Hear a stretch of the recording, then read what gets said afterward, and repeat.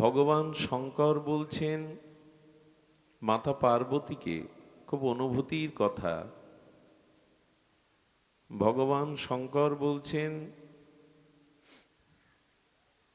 উমা সুনহ অনুভব আপনা। রামচরিত মানসে গোস্বামী তুলসীদাস ভগবান শঙ্করের এই অম্মীয় বাণী তিনি স্মরণ করেছেন। ভগবান শঙ্কর দেবাদিদেব মহাযোগেশ্বর, তিনি বলছেন উমা সুনহ অনুভব আপনা। ভগবান শঙ্কর বলছেন, উমা পার্বতী আমার অনুভূতির কথা শোনো। দেখুন, মুখের কথা বলছেন না, তিনি বলছেন অনুভব আপনা। আমি যেটা অনুভব করেছি, অনুভূতির দ্বারা তোমাকে তাই বলছি। কি বলছেন? সৎ হরি ভজন और सब सपना। হে পার্বতী, তুমি জগৎ মাতা, তুমি আদ্যা শক্তির পরাশক্তির পরাকাষ্ঠা। তুমি জগৎকে জানিয়ে দাও যে আমার অনুভূতি হলো এই জগৎটা মিথ্যা, এই জগৎটা স্বপ্ন, একমাত্র সত্য, একমাত্র আনন্দ, একমাত্র মঙ্গল ভগবৎ ভজনে। উমা সুনহ অনুভব আপনা, সৎ হরি ভজন বিনো জগৎ সব স্বপ্না। স্বপ্নভঙ্গের পরে স্বপ্নকে আমরা কেউ সত্য মনে করি না। আমি রাজাধিরাজ হয়েছি, চক্রবর্তী সম্রাট হয়েছি, আমি নীল আকাশে পুষ্প বিমানে ঘুরে বেড়াচ্ছি, স্বপ্নের পর এগুলি কিছু থাকে না। তেমন পার্বতী, আমি অনুভূতি দ্বারা জানলাম এক হরিভজনই সত্য, সুন্দর, আনন্দময়, আর জগতে যা কিছু সব স্বপ্ন। ভগবান শঙ্করের অনুভূতি, এই জগৎটা স্বপ্নময়, দৃশ্যমান। এই পৃথিবীতে সবকিছু অনিত্য, ধ্বংসশীল, দুঃখময়। একমাত্র ভগবৎ ভজন, এটাই সত্য, এটাই কল্যাণপ্রদ।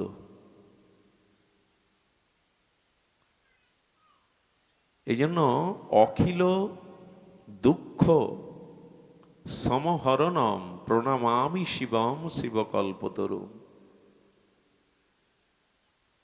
আচ্ছা, দুঃখ আমাদের কেন? না, আমরা সত্যকে গ্রহণ না করে অনিত্যকে আর বিনাশশীল বস্তুকে আঁকড়ে ধরেছি। আমাদের অনুভূতি ভগবান শঙ্করের অনুভূতির মতো নয়। ভগবান শঙ্করের অনুভূতি জগৎ স্বপ্নময়, অনিত্য, কিন্তু হরিভজন সত্য। আমার মতো মাদিস অজ্ঞান অধম মায়াগ্রস্ত বহির্মুখ জীব জেনে আছে জগৎ সত্য। দেহ গেহ স্ত্রী পুত্র মান মর্যাদা ধন সম্পত্তি সত্য। আর এগুলিকে বজায় রাখবার জন্য, শত্রুর হাত থেকে রক্ষা পাওয়ার জন্য, মৃত্যুর পর নরক যন্ত্রণা না পাওয়ার জন্য মাঝে মাঝে ঈশ্বরকে ভজনকে গ্রহণ করি। এটা আমার মতো মাদিস জীবের অনুভূতি। এই জন্য এই পৃথিবীতে অনিত্যময়, কাল কবলিত, ধ্বংসশীল, দুঃখপ্রদ কোনো বস্তুই সত্য নয় এক হরি ভজন ব্যতীত। কথাটি শতবার বললেও এর ব্যাপ্তি, এর মহামহিমা ব্যক্ত করা হয় না। আপনারা অবাক হবেন, ভগবান শিব ঘরণী সতী, তার জন্মমৃত্যু আছে। সতীর জন্মমৃত্যু থাকতে হয়। আদ্যা শক্তি যিনি, শিব শক্তি যিনি, তার তো মৃত্যু নাই। কিন্তু সতী দেহ ত্যাগ করলো কেন দক্ষ যজ্ঞে? আমরা যদি প্রশ্ন করি, মা দুর্গা, মা কালিকা, তুমি আদ্যা শক্তি, যোগিনীক কোটি, তোমারও মরণ আছে, তাহলে আর তোমায় ভজন করে কি করবো? তোমাকেও তো মরতে হয়। সতীর মৃত্যুর কারণ কি? উনি জন্ম মৃত্যুর ওপারে, কিন্তু উনি মৃত্যুবরণ করলেন কেন? কারণ কি জানেন? ঋষি ভরদ্বাজ আশ্রমে ভগবান শঙ্কর এবং পার্বতী রাম গুণগাথা শ্রবণ করতে গিয়েছিলেন। হরিকথার বক্তা ভগবান শঙ্করই, আর কেহ না। এবং হরিকথার বক্তা যেমন ভগবান শঙ্কর, হরিকথা শ্রবণে সর্বশ্রেষ্ঠ অনুরাগ ভগবান শঙ্করের। এই যে ভাগবত প্রবচন করলেন ভগবান আজন্ম ব্রহ্মচারী পরমহংস পরিব্রাজক সুখদেব গোস্বামী, ইনি শিবেরই অংশ, কল্প অবতার। সুখদেব গোস্বামী আর কেউ নয়, ভগবান শঙ্করই সুখরূপে এসেছেন। হনুমান আর কেহ না, ভগবান শঙ্করেরই শক্তিস্বরূপ দ্বাদশ রুদ্রের একটি রুদ্র হনুমান। সাক্ষাৎ শঙ্করই হনুমানজি রূপে এসেছেন। আর হনুমান হরিকথা ছাড়া থাকতেই পারে না, বৈকুণ্ঠেও যাননি প্রভুর সাথে এই হরিকথা শ্রবণের জন্য, পৃথিবীতে রয়ে গেলেন আজও। এই জন্য হরিকথার প্রবক্তা, বক্তা, শ্রোতা দুই ভগবান শঙ্কর অতি প্রিয়। তিনি নিজে স্বয়ম্ভু, স্বয়ং দেবাদিদেব হয়েও ভরদ্বাজ ঋষির আশ্রমে রাম গণগাথা শ্রবণে গেছেন। অমৃত রাম নামরূপ লীলগাথা, অসমধ্য মাধুর্যময় এই ভগবানের লীলা কথা শ্রবণ করে সতীকে নিয়ে আসছেন। তখন ত্রেতায় রঘুপতি রামচন্দ্রের মানব লীলা, নরকৈবল্য লীলা চলছেন। নরলীলাতে মা জানকীকে হারিয়ে বনে বনে রোদন করছেন রঘুপতি রাজীবলোচন রামচন্দ্র। রামচন্দ্র রোদন করছেন হা শীতে, হা শীতে বলে রোদন করছেন। কখনো ময়ূরের কাছে, কখনো হরিণীর কাছে, কখনো বৃক্ষের কাছে, কখনো বন থেকে বনান্তরে, কখনো নদীর কাছে। সীতা কোথায় বলো? ভগবান শঙ্কর দূর থেকে বলছেন, ওই দেখো রাম কথা, হরি কথা শোনার ভাগ্য দেখো। হরি কথাই হরিকে পাইয়ে দেয়, হরি কথাই হরিকে মিলিয়ে দেয়। ওই দেখো সামনে হরি। উলোধ্বনি একবার দাও, বারবার দিও না, একবার দাও। ভাগবতে একবার দিলেই হয়, নিয়ম 7 বার 3 বার, কিন্তু ভাগবতে একবার দাও। এই শব্দগুলোই মঙ্গল শব্দ। বলছেন ওই দেখো সাক্ষাৎ আমার প্রভু রামচন্দ্র সম্মুখে। ভগবান শঙ্কর জানাচ্ছেন হরি কথাই হরিকে পাইয়ে দেয়। এই যে শ্রবণ করে আসছে ঋষি ভরদ্বাজের আশ্রম থেকে। সতী তখন রঘুপতি রামচন্দ্রের নরলীলা দেখছেন। শিব ঠাকুর দূর থেকে প্রণাম করছেন, বললেন কাছে যাবে না? বলল না, এখন তার নরলীলা চলছে, লীলায় ব্যাঘাত ঘটবে। তাই ভগবানকে দূর থেকে ভগবান শঙ্কর প্রণাম করার পরে পার্বতীকে বলছে, এই সতীকে বলছেন তুমি প্রণাম করো। আপনাদের একটা সংকেত দেই, আজকে 4 দিন হয়তো এখানে হরিকথা হবে, অন্য জায়গায় যান। হরিকথাতে কারো যদি শ্রদ্ধা না হয়, তার পরিণতিটা এখান থেকে জানুন। ভগবত কথায় যদি কারো শ্রদ্ধা না হয়, তাহলে তার পূজা পার্বণ, দান ধ্যান, পুণ্যকর্ম কোনোটাই ভগবান গ্রহণ করবেন না, যতদিন হরিকথাতে আপনার রুচি না হবে। সব সতী মনে করেছে বক্তাকেই সকলে প্রণাম করে, শ্রোতারা। এ তো দেখছি বক্তা শ্রোতাকে প্রণাম করছে। ইনি মনে হয় তেমন গম্ভীর উত্তম বক্তা। এই বক্তার প্রতি অশ্রদ্ধা এলো, হরিকথাতে আর মন। বক্তার প্রতি যদি শ্রদ্ধা না থাকে, তবে হরিকথাতেও আপনার শ্রদ্ধা আসবে না। আর যখনই হরিকথাতে শ্রদ্ধা না এলো, তখন সাক্ষাৎ নরলীলায় হরিকে দেখেও সন্দেহ এলো, বউ হারিয়ে যে বেটা কাঁদে সে ভগবান।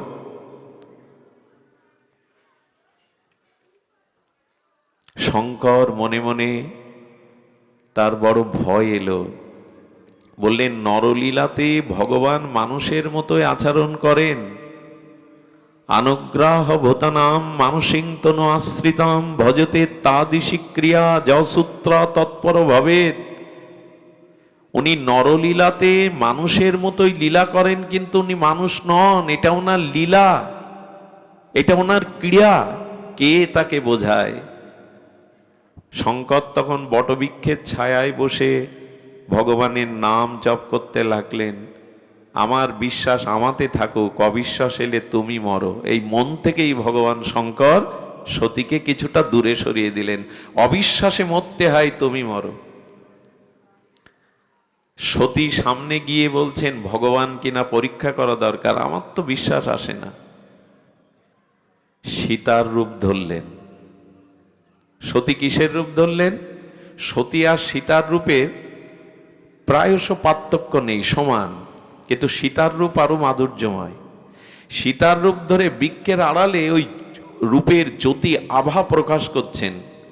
রামচন্দ্র অনুজ লক্ষণকে নিয়ে এসে আর সীতারূপ সতীকে প্রণাম করে বলছেন, জগদম্বা মা, সন্তানকে পরীক্ষা নিতে হয়। তখনই জিভ কাটছেন সতী, আরে আমি সীতার রূপ ধরেছি, তা আমাকে চিনতে পেরেছেন? ভগবান ছাড়া কেউ চিনতে পারে, বুঝতে পারে যে আমি সীতার রূপ ধরলেও জগদম্বা বলে আমায় ডাকছেন? সতী তখন স্তম্ভিত, কি করবে? জগৎ জননী মা জানকীর রূপ ধরেছে। তখন রামচন্দ্র একটা কথা বলেছিল, মায়েরা যদি কষ্ট না পান তো বলি। এটা রামচরিত মানসে তুলসীদাস তুলে ধরেছেন। শিব ঠাকুর বললেন, সতী নারী কখনো, সতীসাধ্বী রমণী কখনো তার স্বামী ব্যতীত একা একা স্বাতন্ত্রভাবে ঘুরে বেড়ায় না। কথাটা আজকের মেয়েদের, মায়েদের খুব প্রয়োজন। শিশুকালে পিতামাতার আশ্রয়ে যে মেয়ে বড় হয়, যৌবনে যিনি স্বামীর ছায়া সঙ্গী হয়ে অর্ধাঙ্গিনী হয়ে থাকেন, আর বৃদ্ধ বয়সে রমণী মা সন্তানদের আশ্রয়ে থাকেন, এই নারী নিরাপদ, এই নারীর জীবন ধন্য। কিন্তু আজ যারা স্বাধীনতার দোহাই দিয়ে বলে আমি স্বাতন্ত্র, আমার ইচ্ছা মতোই চলবো, একটা সময় ইতিহাস সাক্ষী দেবে তাদের জীবন ছিন্ন ভিন্ন হয়ে যাবে। রাম বলছেন, কোন সতী নারী তার পতি ব্যতীত এভাবে একাকী অরণ্যে ঘুরতে পারে না। তিরস্কার করে বলেছিলেন, উনি অপমানিত হয়ে লজ্জিত হয়ে ভগবান শঙ্করের সামনে ফিরে আসলে শঙ্কর ওই দিনই মন থেকে ত্যাগ করেছিলেন। কারণ কি জানেন? রঘুপতি রামচন্দ্র আর মা জানকীকে ইষ্টরূপে ভগবান শিব ধ্যান করেন, অর্থাৎ সীতা শিবের কাছে কি? জগৎ জননী মা। তো ওনার স্ত্রী আজ মায়ের রূপে প্রকাশ হয়েছে, তাকে স্ত্রী রূপে আর উনি গ্রহণ করতে স্বীকার হলেন না। এই যে শঙ্কর মনের থেকেই ত্যাগ করলেন, এই জন্য সতীর দেহটা দক্ষ যজ্ঞে মরাটা, বাবার নিন্দা শোনার এটা গৌণ কারণ, মুখ্য কারণ শঙ্কর মন থেকেই ত্যাগ করলেন সতীকে। মায়ের রূপ ধরেছেন, ওনার ইষ্ট ধ্যানের মূর্তি। এই জন্য সতীর ওই দেহে আর ভজন হবে না, এই জন্য দেহটাকে পরিবর্তন করে এলেন, দক্ষ যজ্ঞে আহুতি দিয়ে পার্বতী রূপে গিরিজা রূপে এলেন। এবং এই পার্বতী বা গিরিজা রূপে এসে তিনি হরিকথাকে আর কখনো লঙ্ঘন করেননি। কেমন জানেন? সামনে যোগীন্দ্র মনীন্দ্র মৃত্যুঞ্জয়ী মহাপুরুষগণের সামনে ভগবান শঙ্কর হরিকথা বলতেন, আর পার্বতী কোলে বসে হরিকথা শুনতেন, শিবের কোলে বসে, দূরেও বসতেন না। এই জন্য ভগবান শঙ্কর বলছেন হরিভজনটাই সত্য, আর এই জগতে যা কিছু সব স্বপ্ন। কিন্তু আমরা তো উল্টে নিয়েছি, সংসারটাকেই সত্য ভেবেছি, ঈশ্বরটাকে মাঝে মাঝে স্মরণ করি।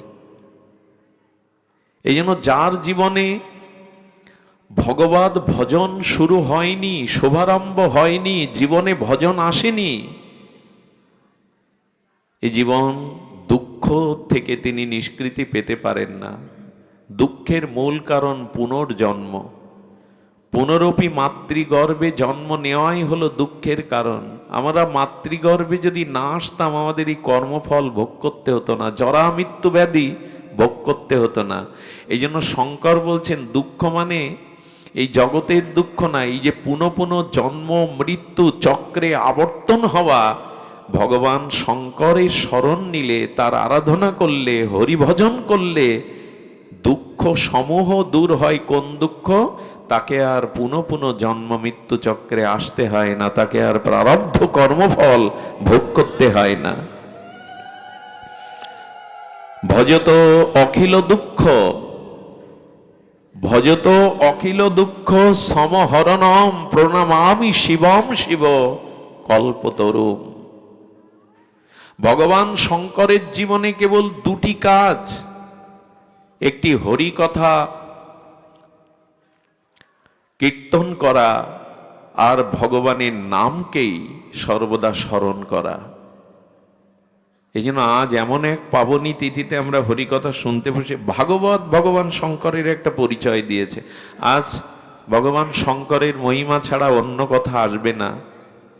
আপনাদের একটুখানি বলি, এই জগৎ স্বপ্ন। এই জন্য দেখুন, পশু পাখিদের আহার নিদ্রা মৈথুন আদি আছে, মৃত্যু আছে। ওটা যদি আমারও থাকে তাহলে পার্থক্য কি? পার্থক্য এই, পশু পাখিরা ভোগজনী, ভজনজনী নয়, তারা ভজন করতে পারে না। তা আমার জীবনেও যদি ভজন না থাকে, হরি ভজন না থাকে, তাহলে পশুর সাথে আমার সব কটি বিষয়ে মিল আছে। আহারে, নিদ্রায়, মৈথুনে তাদেরও সন্তানাদি হয়, আমাদেরও হয়, তাদেরও জরা মৃত্যু ব্যাধিগ্রস্ত হয়, আমরাও হই। শুধু পার্থক্য, পশুরা হরিভজন করতে পারে না, মানুষ বিবেকশীল, বিবেকে প্রধান, এই জন্য সে ভজন করতে পারে। আচ্ছা, কারো নৌকা পেল, বড় নৌকা পেল, ভালো মাঝি পেল, কিন্তু ওপারে যেতে পারল না, সে দুর্ভাগা, সে ভাগ্যহীন।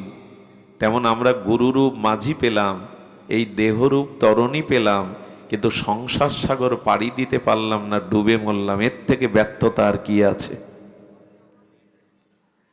যার কাছে নৌকা আছে, মাঝি আছে, অথচ ওপারে যেতে পারছে না, ডুবে মরছে, এর থেকে হতভাগ্য জগতে কে আছে? গুরুরূপ কাণ্ডারি পেলাম, দেহরূপ নৌকা পেলাম, অথচ সেই নৌকায় উঠে মৃত্যুর ওপারে যাওয়ার চেষ্টা করলাম না।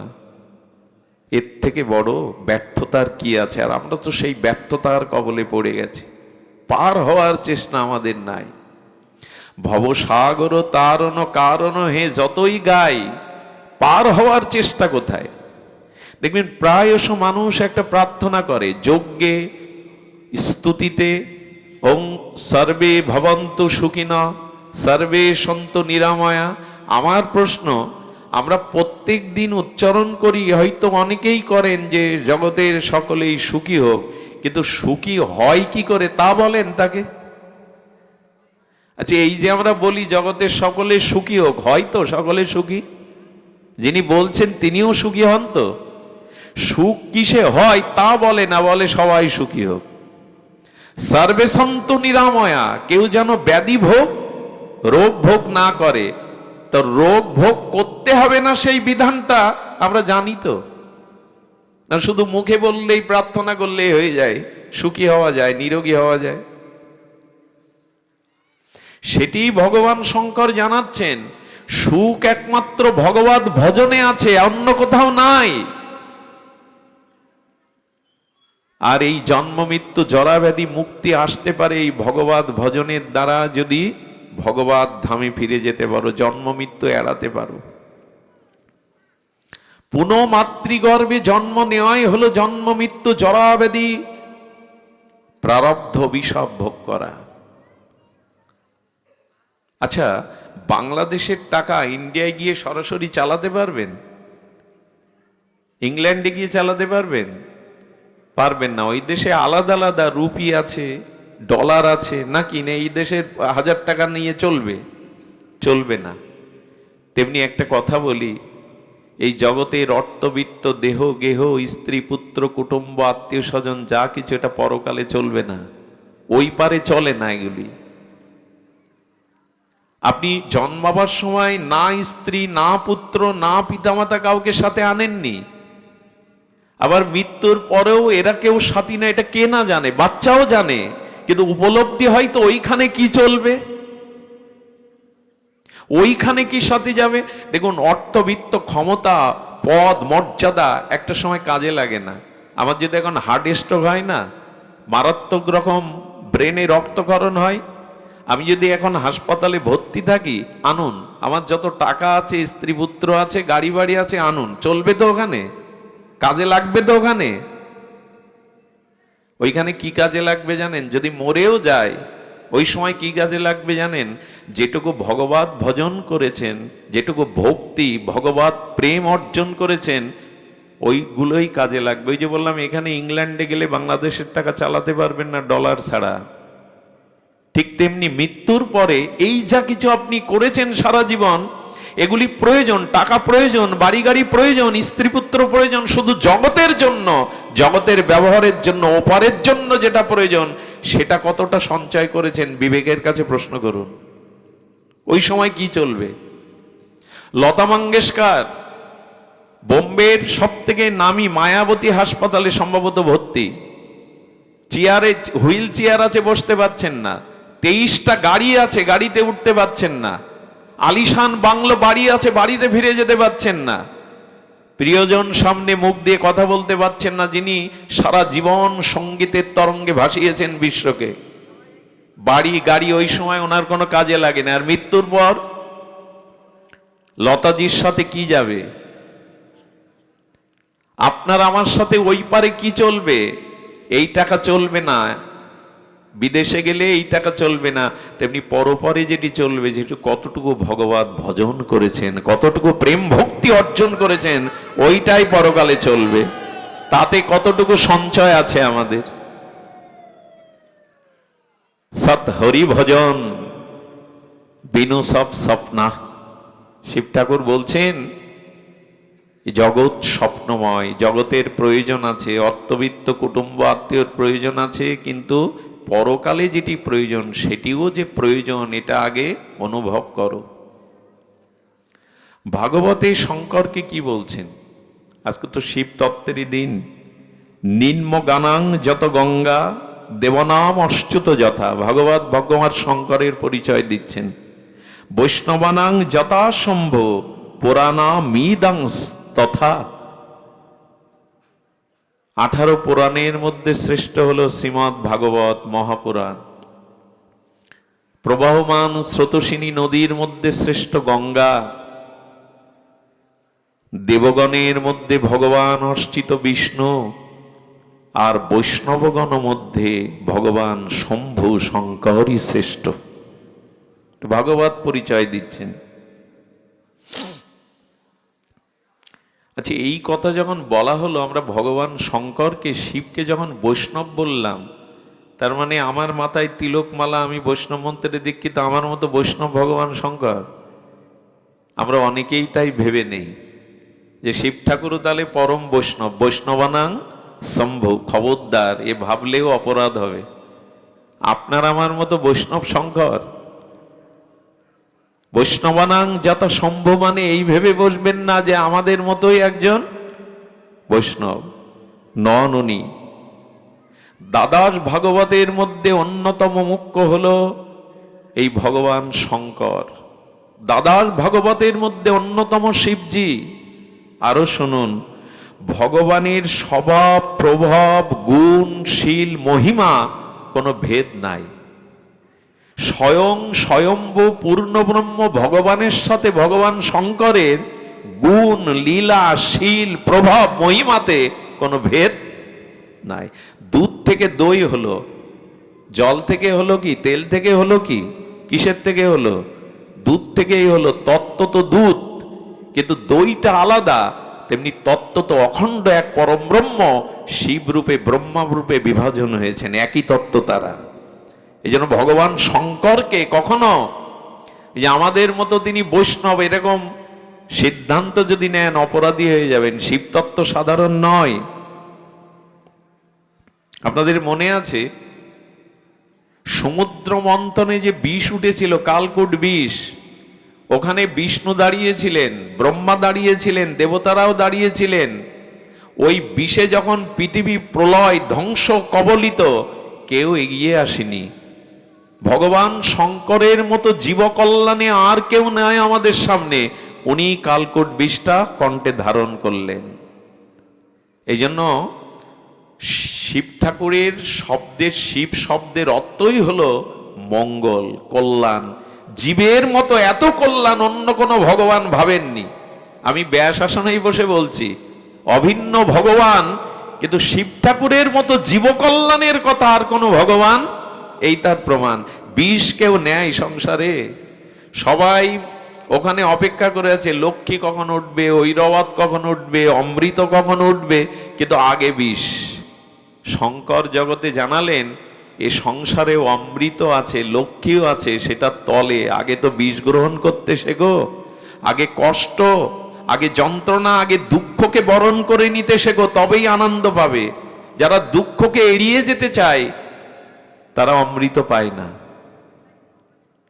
আচ্ছা, একটা মজার জিনিস, এত কালকূট বিষ তুমি হলাহল পান করলে তো তোমার কণ্ঠে বেঁধে গেল কেন, বুকে গেল না কেন? আপনিও বিষ খেয়ে মরবেন না যদি বিষটা লাঞ্চে না যায়, গলার তলে না যায়, আপনিও মরবেন না। গলায় রেখে দিন বিষ, যন্ত্রণা হবে কিন্তু মরবেন না। বিষটা বুকে যাবে, লাঞ্চে যাবে, রক্তে প্রবেশ করবে।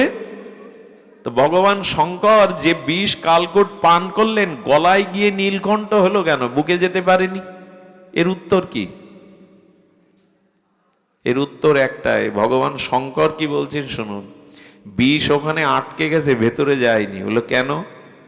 বলো আমার হৃদয়ে যে রাম আছে, যেখানে রাম সেখানে বিষ তো যেতে পারে না। হৃদয়ে রাম আছে তো ওখানে যাবে কি করে? যাদের হৃদয়ে সর্বদা ভগবানের স্মরণ মনন চিন্তন আছে, ওখানে সংসারের দুঃখময় বিষ যেতে পারে না। আনন্দ, যে যেমন সূর্য অন্ধকার দেখে না, জানেন? সূর্য কখনো অন্ধকার দেখতে পায় না। এই জন্য ওখানে নীলকণ্ঠ হয়ে গেল, বিষও অমৃত হয়ে গেল। এখন এই জন্য আচ্ছা লক্ষ্য করুন, প্রত্যেক ভগবৎ স্বরূপের একটিভাবে পূজা হয়।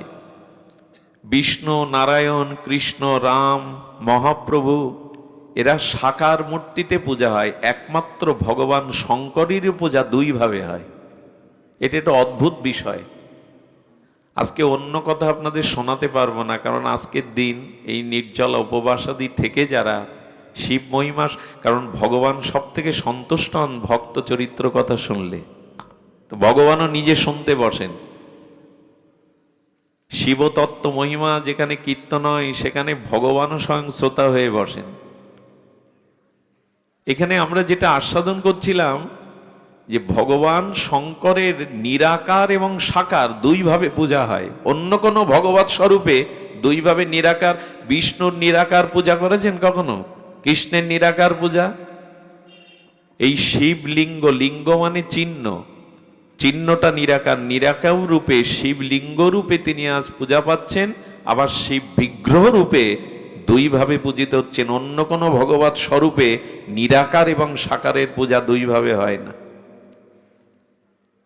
আরো একটা জিনিস বলি, এই যে রাধা কৃষ্ণ সারা পৃথিবীতে এখন দেখছেন না, গৌড়ীয় মঠে ইস্কনে রাধা কৃষ্ণ মাত্র 550-600 বছর আগে রাধারানী কৃষ্ণের পাশে ছিলেন না, কিন্তু কোটি কোটি বছর পূর্বে পৃথিবীর সর্বাপেক্ষা দ্বাদশ জ্যোতির্লিঙ্গ বা শিব মন্দির পৃথিবীতে সব থেকে প্রাচীন। সরগোস্বামী এবং মহাপ্রভু এসে যুগল ভজন চেনালেন। এর আগে কবি জয়দেব, বিল্লমঙ্গল ঠাকুর, এরা ভজনের, যুগল ভজনের কথা বলে গেছে, মঞ্জুরি ভজনের কথা, কিন্তু 600 বছর আগে রাধারানী বামে পায়নি কৃষ্ণের, কিন্তু ভগবান শঙ্কর সর্বপ্রেক্ষা প্রাচীন তার এই আরাধনা। এখনো পৃথিবীতে সব থেকে শিব মন্দিরের সংখ্যাই বেশি। এর মানে কি আমি কৃষ্ণকে ভগবান শিবের থেকে আলাদা করছি? তা নয়। আসলে দেখবেন কেউ কেউ শিব ঠাকুরকে বুড়ো শিব বলে, বলে না? কি বলে? শিব ঠাকুর বুড়ো, সচ্চিদানন্দময় স্বয়ং সম্ভব বুড়ো। বুড়ো মানে প্রাচীন, বুড়ো মানে সর্বপ্রেক্ষা প্রাচীন হলো ভগবান। দুই রূপে তার পূজা হচ্ছে আজ, বিগ্রহ রূপে আর চিহ্ন বা নিরাকার রূপে। আচ্ছা, অনেকেই আমরা ঘুলিয়ে ফেলি, যখন শিব পুরাণ আলোচনা করি তখন শিব ঠাকুরকেই স্বয়ম্ভু ঈশ্বর বলি, যখন রামচন্দ্রের রামায়ণ পাঠ করি, যখন ভাগবত পাঠ করি, শ্রোতাদের মনে মনে হয় যার কথা যখন বলো তাকেই তো বড় করো। তোমাদের এই এক দশা, তোমরা যার কথা বলতে বসো তাকেই বড় করো। এর মীমাংসা কি? এর একটা মীমাংসা এসছে, শুনুন। রামচন্দ্র শিব পূজা না করে কোনো কাজে হাত দেয় না। রামচন্দ্র পূর্ণ ব্রহ্ম, শাশ্বত সনাতন।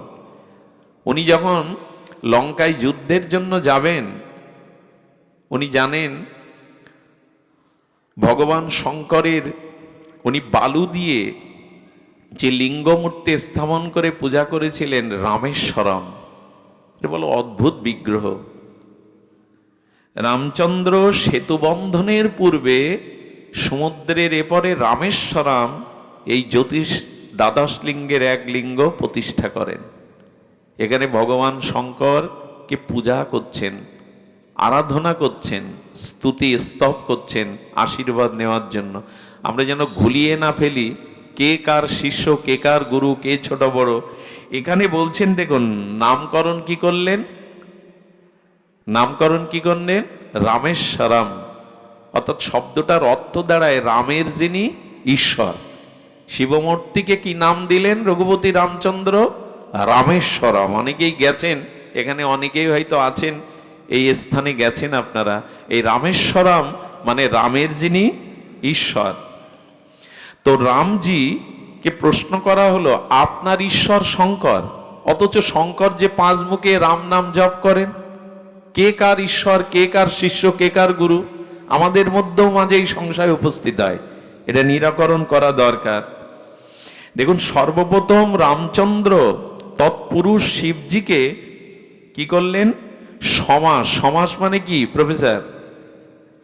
শব্দকে সংক্ষিপ্ত করে সার বর্ণনা করার নাম হলো সমাস। রামচন্দ্র তৎসমাসে কি বলছেন দেখুন, রামস্য ঈশ্বরে সজ রামেশ্বর। সমাস করে কি বললেন? রামের যিনি ইষ্ট ঈশ্বর, ইনি রামেশ্বর, মানে ওই লিঙ্গ। ভগবান শিব এসে প্রণাম করে বলছেন, না, এই অর্থ খাটবে না। রামের ঈশ্বর যিনি শিবজি, তিনি ভগবান, তিনি রামেশ্বর। কিন্তু শিবজি বললেন, এখানে আমি তো মূর্খ, বুঝি না, কিন্তু শব্দবিদ তারা কি বলছেন দেখুন, তারা বলছেন বহুব্রীহি সমাস করলেন ভগবান শিব। বহুব্রীহি সমাস মানে রামের ঈশ্বর যিনি, তিনিই রামেশ্বরম, এটা রাম বলছেন, স্তুতি করছেন। আর শিবজি কি বলছেন? শিবজি বহুব্রীহি সমাসে এসে কি বলছেন? রাম ও ঈশ্বর যশস্ব রামেশ্বর। রামই যার ঈশ্বর, ইনি রামেশ্বর। উনি বলছেন উনি আমার ইষ্ট, ইনি বলছেন উনি আমার। দুইজন শ্রেষ্ঠ কখন হয় জানেন? যখন দুইজন দুইজনকে বড় করে। যখন একজনকে ছোট করে যে বড় হতে চায়, সে বড় না, সে শ্রেষ্ঠ না। রাম বলছেন রামের যিনি ঈশ্বর, আর বহুব্রীহি সমাসে এসে উনি বলছেন না, রামের শিবের যিনি ঈশ্বর তিনি রামেশ্বর। এই জন্য কর্ম সমাসে এসে আবার রামচন্দ্র কি বলছেন দেখুন, কি অদ্ভুত একটা প্রসঙ্গ এসেছেন এখানে। যেহি পরকৃপা ন করহি পূজারি, শোনো পাব মনি ভগতি আমারি। রাম ভগবান বলছেন, কে আমার ভক্তি পায় শোনো মনি। অগস্ত্য পুলস্ত্য ভরদ্বাসকে রামচন্দ্র বলছেন, কে আমার কৃপা পায় মনি শোনো। শিব দ্রোহী মম ভক্ত কহবা, সো নরসহপেহ নাহি না পাবা। শিবকে যে ক্ষুদ্র দৃষ্টিতে দেখে, দোষ দৃষ্টিতে দেখে, সে আমার কৃপা পাওয়ার যোগ্য নয়, স্বয়ং ভগবান রামচন্দ্র বলছে। অনেক সময় আমরা শিব নিন্দা করে ধুয়ে ফেলি। খবরদার, শিবতত্ত্ব ঘাটাঘাটি করতে গেলে আগে গুরু কৃপা, শাস্ত্র কৃপা জেনে তবে শিবতত্ত্ব ঘাটাঘাটি করবেন।